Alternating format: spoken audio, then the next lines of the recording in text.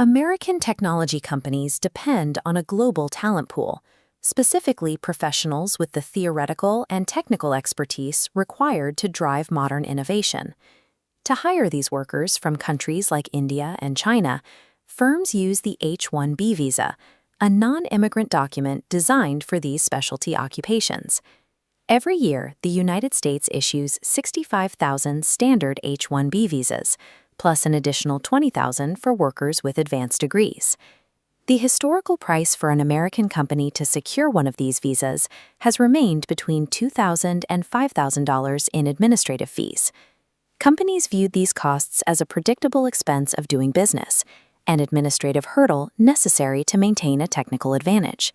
That predictability ended last September, when the Trump administration issued an executive proclamation targeting the program.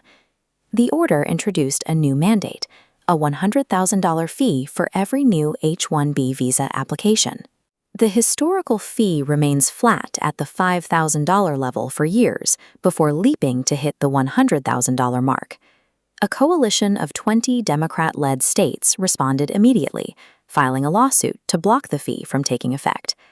This legal challenge shifted the debate from immigration policy to the constitutional limits of executive authority. On June 8th, U.S. District Judge Leo T. Sorokin ruled against the administration, striking down the fee. Sorokin's decision centered on the legal classification of the charge. He determined that such a massive cost increase transformed the administrative fee into an unlawful tax. Under the Constitution, the executive branch does not have the authority to levy taxes. That power is reserved for Congress. The administration appealed to the First Circuit Court of Appeals and requested a stay of Judge Sorokin's ruling. A stay would have allowed the government to begin collecting the $100,000 fee immediately, while the legal appeal continued in the background. The appellate panel denied that request, citing a specific Supreme Court ruling from 1989. That precedent requires the executive branch to show that Congress has clearly delegated the authority to impose heavy financial burdens on the public. Government lawyers could not explain why that strict standard of proof shouldn't apply to the H-1B fee hike.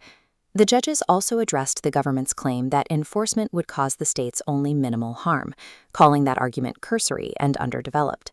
The administration lost the stay because they failed to provide the legal and evidentiary support required to justify bypassing the legislative process. With the First Circuit's order on Friday, the lower court's block remains in full effect.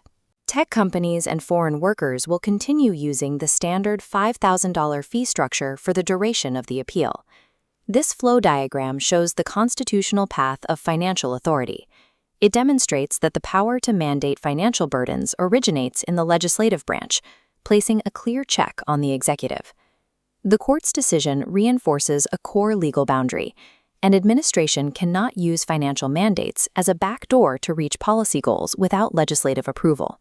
Regardless of the final outcome of the appeal, the ruling affirms that the power of the purse remains restricted to Congress.